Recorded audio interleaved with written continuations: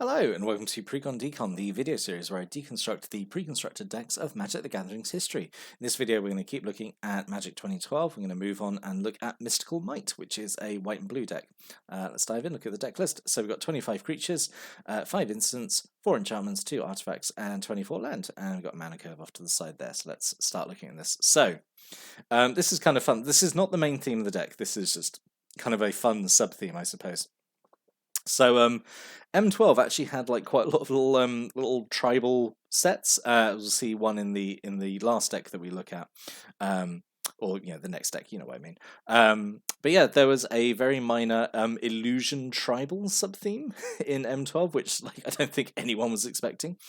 So one of the rares of the deck, not the foil face rare, is Lord of the Unreal. So 2 blue for a 2/2. Illusion creatures you control get +1/+1, have hexproof, which is kind of fun.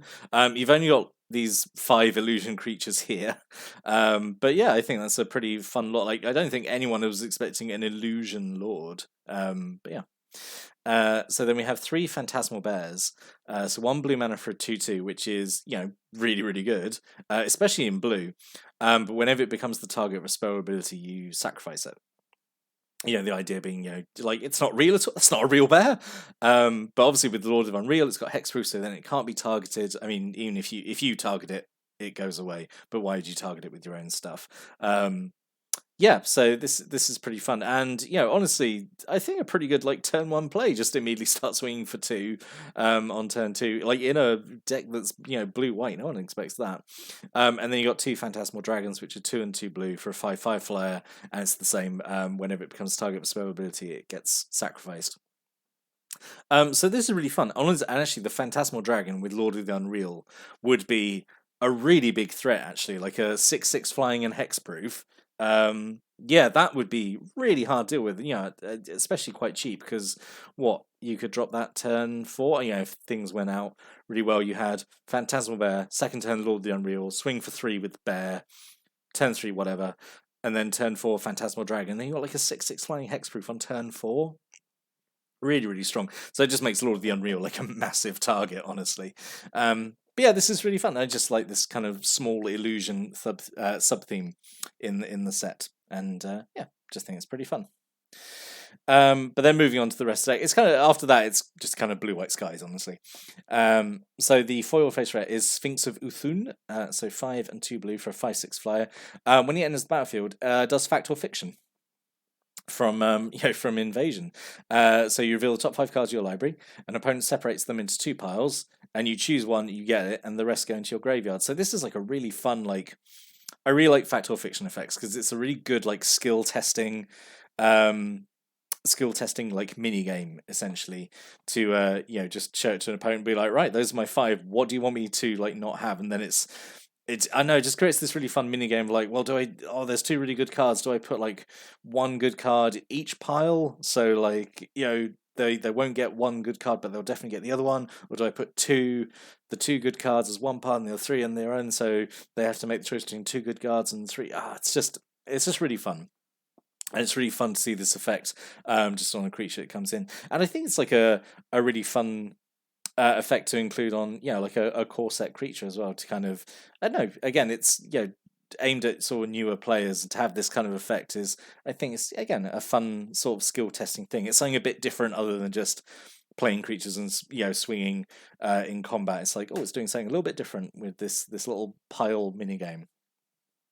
And also it's just a big 5/6 flyer, which is also perfectly fine.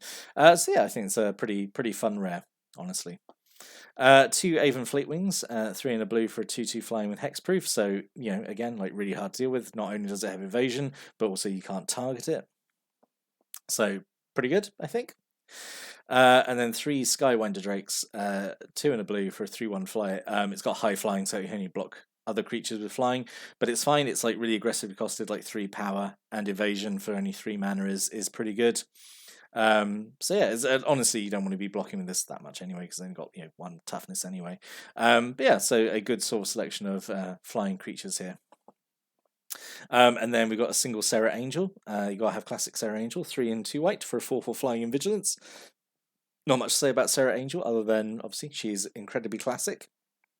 And another great flying creature to have. And then 2 Stormfront Pegasus, 1 and a white for a 2/1 flyer. So a load of fly. I mean, it's blue white skies, which is something that blue and white does does very well. It's very iconic, isn't it? A single Ether Adept, 1 and 2 blue for a 2/2. When it enters the battlefield, you bounce a creature back to owner's hand. So yeah, nice little bit of disruption, and then it's on the ground as a 2/2, which is fine. A single Arbalest Elite, so 2 and 2 white for a 2/3. 2 and a white, tap, does 3 damage to target attacking or blocking creature, and then it doesn't untap during your next untap step. I don't think this is too good. Firstly, it's 4 mana for a 2/3, so it's not super well costed. You could argue its ability is okay, but like you're paying mana for that ability. If it was 4 mana for a 2/3 and its ability costs no mana, I think it would be fine. But the fact that it's 4 mana for a 2/3, so it's undercosted, or overcosted even. Understated is what I meant.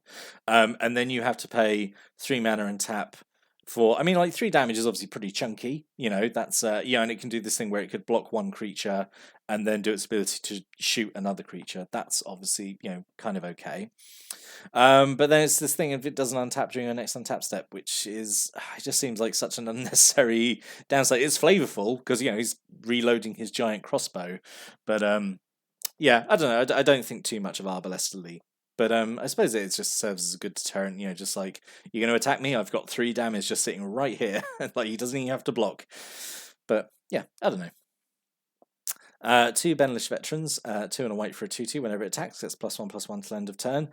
Just a very roundabout way of having a 3/3, I suppose. But it's okay. It's okay.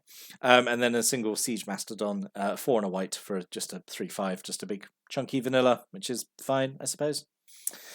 3 Coral Merfolk, which is just, it feels excessive. It's just 2 mana for a 2/1, sure. Sure. And then 2 Rusted Sentinels, 4 mana for a 3/4, which is, it's fine, I guess, but it ends the battlefield tapped. So, okay. Really, really, the creature quality really takes a dive after the flyers, doesn't it, I suppose? Like, stick to the skies, blue-white's what you get at. We've got a Levitation as well, which is 2 and 2 blue for an enchantment. Gives all your creatures flying, which is kind of, I was going to say it's kind of okay. It's actually really, really good because it obviously gives you a whole board evasion. It does feel usually a little redundant because I feel like you've got a lot of flying creatures in here already, but it doesn't hurt to put even like Coral Merfolk to give it flying. I say like any kind of evasion, and this is like it's permanent and it's board wide and it's only 4 mana. So yeah, this is pretty good effect I think to have. Everything can have flying. Single Mind Control, 3 and 2 blue. Just aura goes on a creature and you control it. Yep, pretty good. 2 Oblivion Rings, we like Oblivion Ring. 2 and a white, you exile a non-land permanent when it enters the battlefield, and then when Oblivion Ring leaves the battlefield, the exiled card comes back. Yep, perfectly fine. You don't have 3 of them here, so you can't do the Oblivion Ring loop if you were being very unsporting. But yeah, this is really good. Just classic removal. Just basically handles anything, doesn't it? And a couple of cancels, 1 and 2 blue, just to counter target spell. Yep, again, like perfectly fine. A single negate, 1 and a blue to counter non-creature spell. I actually quite like this that it has cancel and negate in here, just to to show to new players like, oh look, like countering anything is usually a bit more expensive, but countering specific things is going to be cheaper, and there's both are useful in different ways, I suppose. Quite like that it's done that actually. A couple of unsummons, single blue mana just to bounce a creature back to his hand. Again, really actually happy there's 2 of these because like I think I'm too used to these decks only having a single unsummon, and it's definitely a card that you want more than one of. Yeah, just 1 blue mana just to bounce anything. It's just I really like unsummon. And then 2 Elixir of Immortality, 1 mana artifact, 2 tap.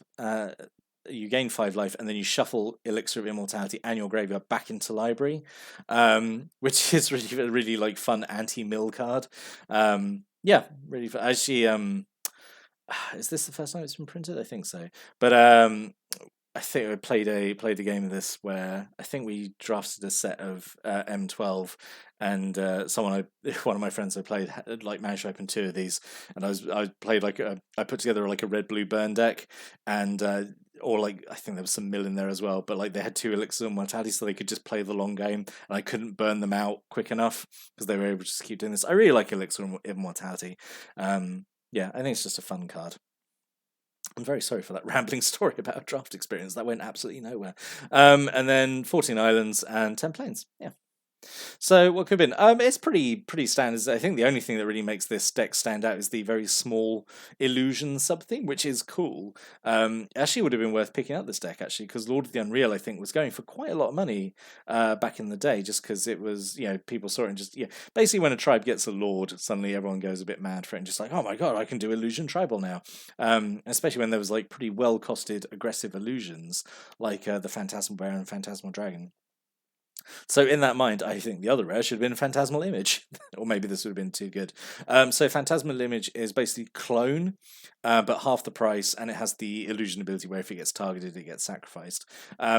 Which is, I mean, it's still like a big money card, which. Yeah, it's good. it could have been the alternate rare, but I think Sphinx of Uthun is also pretty good because it's a big chunky creature. You want a big chunky creature for a foil face rare, don't you?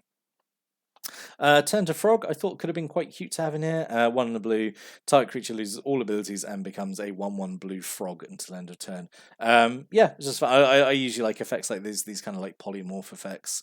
Because it's basically removal, isn't it? With extra steps, essentially. It's essentially a blue kill spell.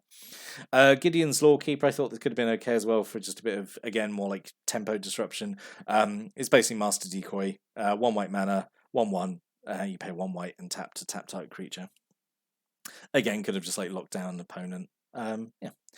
So in summary, I think it's all right. I say apart from the illusions, it doesn't really do anything to stand out. It's just fairly standard blue-white skies with some soft control options, which is what blue-white always seems to be. But again, it's iconic. It's what the color combination is good at, so it makes sense for it to be doing it in this deck. Yeah, I think it's all right. I don't think it's terrible. I think it's just a bit lackluster, a bit mediocre. It's just fine, isn't it? It's just solid performance, I suppose. But that's my opinions on the deck. If you've got any thoughts, stories, comments, opinions about the deck, stick a comment below. Always like reading those. I'll be back next time to look at the last M12 intro pack. But until then, thanks for watching and listening. Have a great day.